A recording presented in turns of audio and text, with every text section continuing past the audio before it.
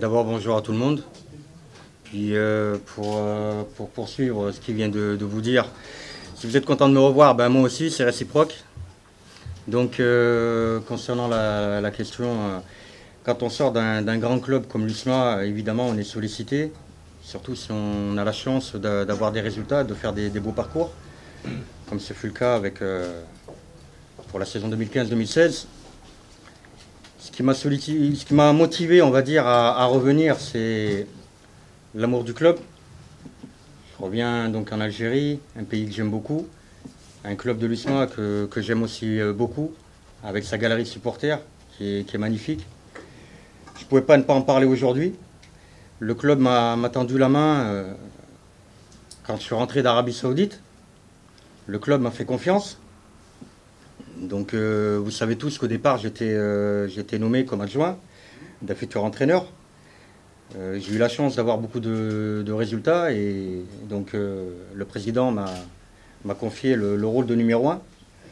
Aujourd'hui, le club rencontre quelques difficultés. Le club a eu besoin de moi et pour moi c'était tout à fait logique d'être reconnaissant et de revenir pour travailler pour ce merveilleux club. L'USMA, c'est un club à titre. On ne peut pas penser 2 secondes qu'un club comme l'USMA ne gagne pas au moins un titre chaque année. L'USMA fait partie des grands d'Afrique. Effectivement, quand je suis arrivé en 2015, j'arrivais et la situation du club, au niveau sportif en tout cas, était délicate. On a su, comme vous l'avez dit, remonter la pente et relever ce défi qui était très difficile. Maintenant, je vous dis, c'est mon amour pour ce club et pour tous ces gens qui l'aiment que je suis revenu. Et évidemment, c'est encore un nouveau défi. Parce que j'arrive pas non plus dans les meilleures conditions, on va dire. Mais voilà, je suis là pour relever ce défi et d'apporter ma pierre à l'édifice et faire en sorte que l'USMA retrouve de très belles couleurs et redonner du sourire et du bonheur à des gens. En tout cas, je vais tout tenter pour ça. Coach, coach, depuis l'arrivée de M. Haddad à la tête de ce club, vous êtes le premier entraîneur qui va retravailler avec l'USMA. Je pense que ça devait arriver un jour et je suis fier que ça tombe sur moi. Je pense aussi qu'il y a peut-être certains entraîneurs qui auraient voulu revenir dans ce club. Parce que quand on est passé par le club de l'USMA, on se rend compte qu'en fait, c'est une vraie famille. Et pour tout vous dire, j'ai l'impression d'avoir manqué une semaine et d'être revenu. J'ai pas l'impression d'être parti un an et des poussières. Donc si je suis le premier entraîneur à revenir, tant mieux et ça me touche et ça fait plaisir. Oui, mais les records sont faits pour être battus. Donc si on termine sur une finale de Ligue des Champions, ça veut dire qu'un jour l'USMA peut la remporter. C'est un record qui sera battu parce que nous on a atteint la finale malheureusement avec un échec au bout. Mais les records sont faits pour être battus. Donc il faut travailler et faire en sorte de les battre. C'est pas toujours facile, mais on est là pour ça avec tout le staff. Le titre est plus que jouable. Mais vous oubliez 3 matchs de retard. Il y a peut-être 12 points, mais il y a 3 matchs de retard. Alors évidemment, c'est des matchs de retard, mais c'est des matchs qu'il faut gagner. Maintenant, moi je suis quelqu'un de très optimiste.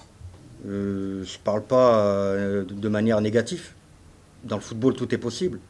Et même si j'étais arrivé avec 20 points de retard et 3 matchs de retard, pour moi, c'est toujours possible.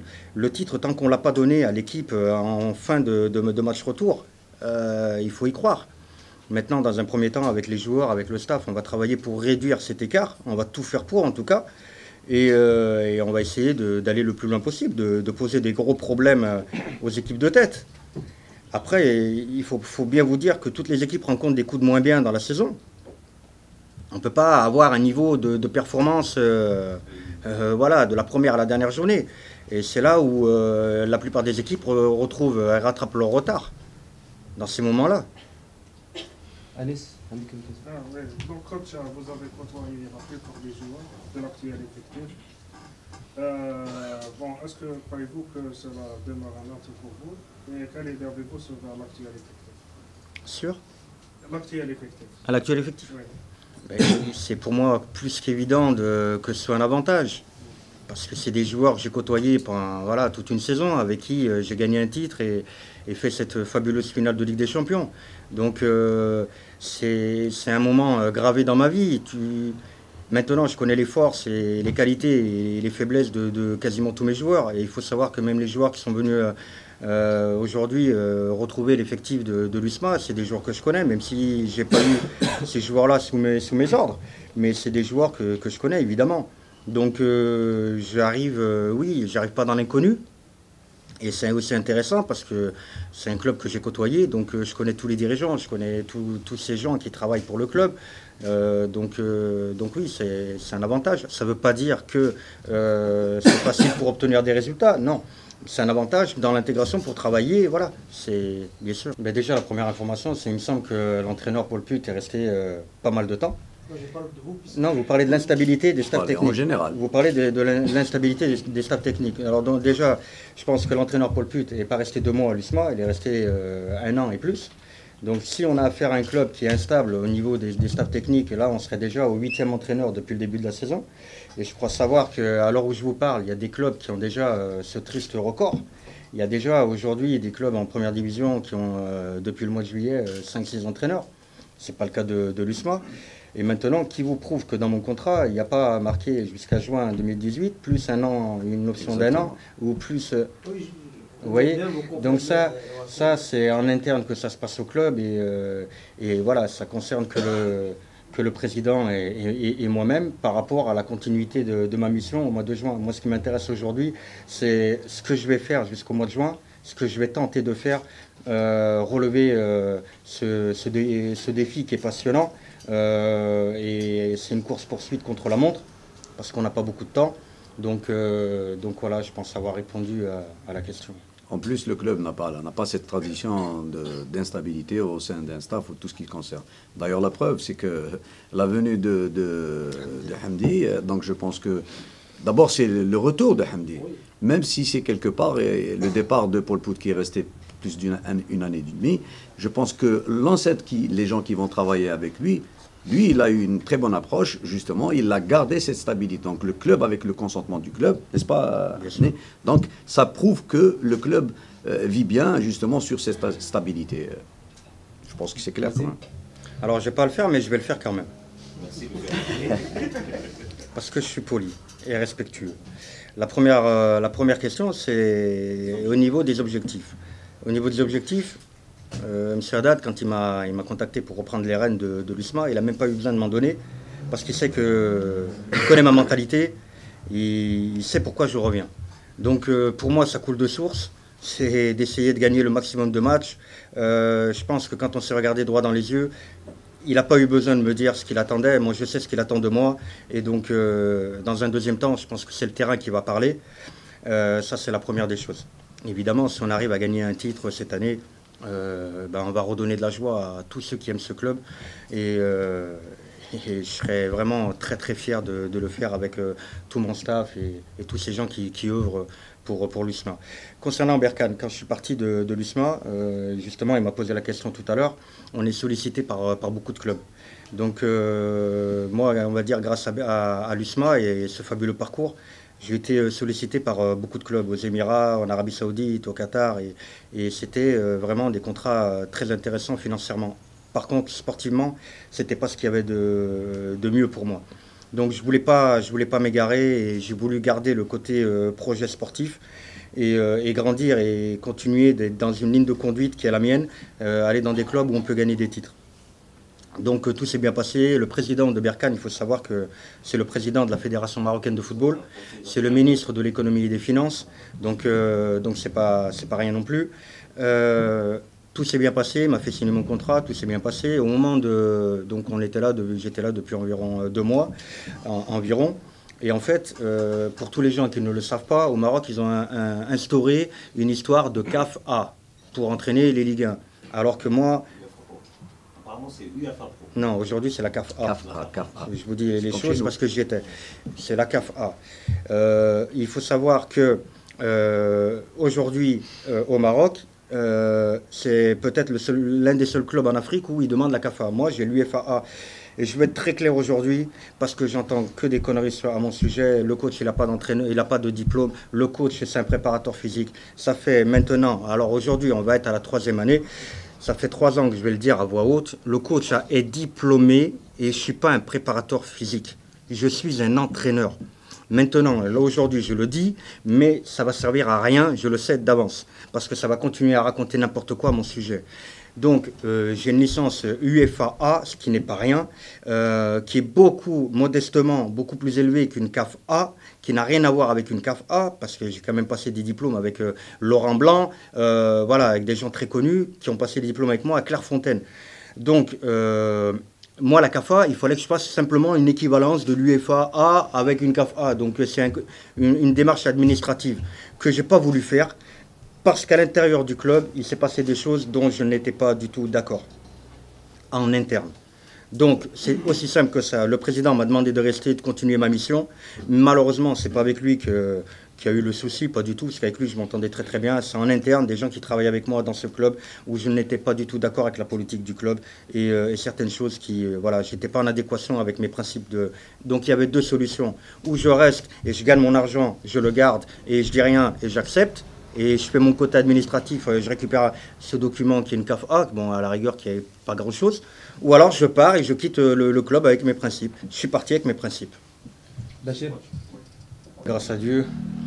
Donc on ne sait jamais ce que demain sera fait. Donc si Dieu m'en donne l'occasion, oui, je serai sur le banc.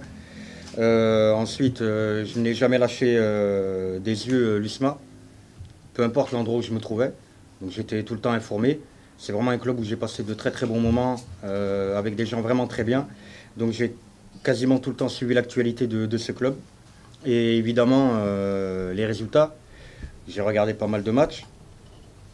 Après, j'arrive pas en disant que j'ai la science infuse et que... Pas du tout. Chaque entraîneur a une sensibilité vis-à-vis de son groupe, vis-à-vis de ses joueurs. Vous allez prendre un joueur et vous allez le montrer à 10 entraîneurs. Il y en a 3 qui vont dire il est mauvais, 4 qui vont dire c'est une bombe atomique, il est super fort, d'autres qui vont dire bof. Donc ça dépend, c'est comme les goûts et les couleurs, ça ne se discute pas. C'est la sensibilité de l'entraîneur. Maintenant évidemment que j'ai ma vision des choses, ma philosophie de jeu, mes méthodes de travail. Évidemment que ce qui m'intéresse, moi, c'est pas vraiment le côté positif de l'équipe, parce que le côté positif, je vais le dire clairement, c'est des joueurs pétris de qualité. À l'USMA, on sait qu'il y a un vivier de joueurs qui est énorme, et on sait qu'à tout moment, cette équipe peut battre n'importe qui. Hein. Voilà. Maintenant, je vais mettre mes idées en place et tenter d'emmener le club là où il doit être. Je crois savoir qu'il y a des joueurs qui étaient titulaires à part entière avec moi et qui sont remplaçants aujourd'hui. Déjà, ça c'est le premier point. C'est pour moi l'inverse. C'est l'inverse. Il y a beaucoup de joueurs qui étaient titulaires avec moi qui aujourd'hui trouvent le banc. Maintenant, l'entraîneur, c'est le meilleur entraîneur du monde quand le joueur y joue. Quand le joueur y joue pas, l'entraîneur il passe de statut de meilleur entraîneur du monde à statut le plus mauvais du monde. C'est ce qui est fabuleux dans le football. En l'espace d'un dixième de seconde. C'est au moment où on annonce que le joueur il est sur le banc. Et bien là, on devient le plus mauvais entraîneur du monde.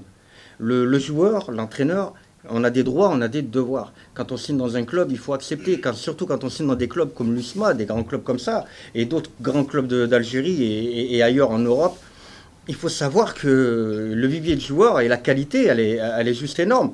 Et il faut s'attendre à une rude concurrence. C'est comme ça, c'est le football et c'est la vie dans les grands clubs. Maintenant, il faut essayer d'être le plus honnête possible dans ses choix, dans sa logique avec les joueurs. C'est pas tout le temps facile. C'est un métier qui est entraîneur, c'est un métier qui est complètement, mais vraiment très difficile. C'est pas quand il y a des mauvais résultats, c'est pas les joueurs. Hein. Quand tu as 4-5 mauvais résultats, le joueur, lui, il est là, il a signé son contrat. C'est plus facile d'éliminer un pion, donc l'entraîneur, que 10 joueurs. Donc les joueurs me connaissent, je suis persuadé que les joueurs ont confiance en moi, savent que je vais être le plus honnête possible. Et malheureusement, on est 24, 27, et il y a des internationaux, il y a des joueurs pétris de qualité qui mériteraient aussi d'être en équipe nationale.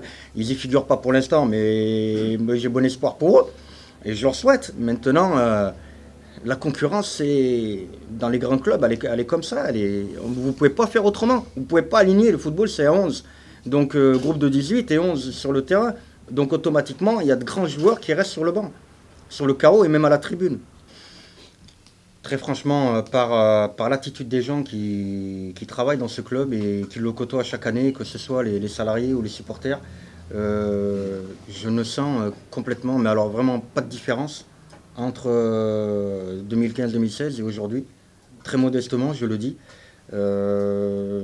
Les gens m'ont pris, mon président, voilà, tous ceux qui travaillent pour le club et qui l'aiment, m'ont pris pour le numéro 1. Donc ça a duré un petit moment en début de saison parce que voilà, on attendait un entraîneur. Mais tout de suite, quand on est rentré dans le vif du sujet avec la Ligue des Champions et qu'on a eu les résultats que vous connaissez, j'ai fini numéro 1 fort logiquement, mais aujourd'hui, comme vous le dites, j'arrive en A, il n'y a pas de... il y a numéro 2, il y a un autre entraîneur. Non, j'arrive vraiment en A et je ne sens pas de différence parce qu'on m'a respecté, on m'a traité comme le numéro 1, donc en 2015-2016. Maintenant, le match de la Saoura, ça va être un match très compliqué, on le sait. C'est une équipe deuxième du championnat. C'est une équipe qui est très à l'aise à la maison, mais bon, qui a un peu des difficultés à l'extérieur. Et nous, de toute façon, on va travailler de la manière la plus sérieuse possible pour aborder ce match et obtenir le meilleur résultat. Concernant les joueurs, les retrouvailles seront tout à l'heure. Donc pour tout vous dire, ça sera tout à l'heure. Comment ? On reviendra pour la question.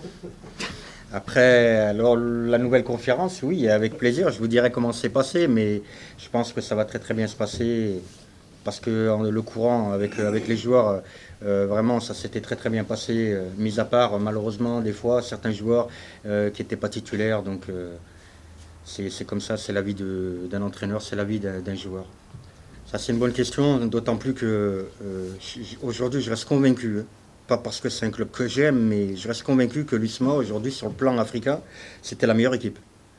Je reste convaincu. Maintenant, peut-être de gagner le match aller à la maison.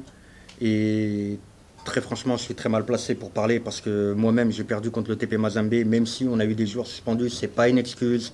Moi-même, je suis mal placé parce qu'on a perdu le match aller contre le TP Mazembe.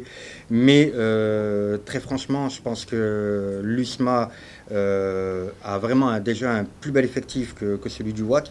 Et j'étais persuadé, moi, comme beaucoup de personnes, que l'USMA allait aller en finale, voire gagner cette Ligue des Champions, d'autant plus que l'USMA élimine quand même le Zamalek, un grand d'Afrique, c'est pas rien. Il faut gagner, quand on joue une Ligue des Champions, il faut gagner le match aller, c'est une règle d'or. Il faut gagner le match aller. Si on ne gagne pas le match aller à la maison, à l'extérieur, c'est très très difficile. Très très difficile. Merci à vous.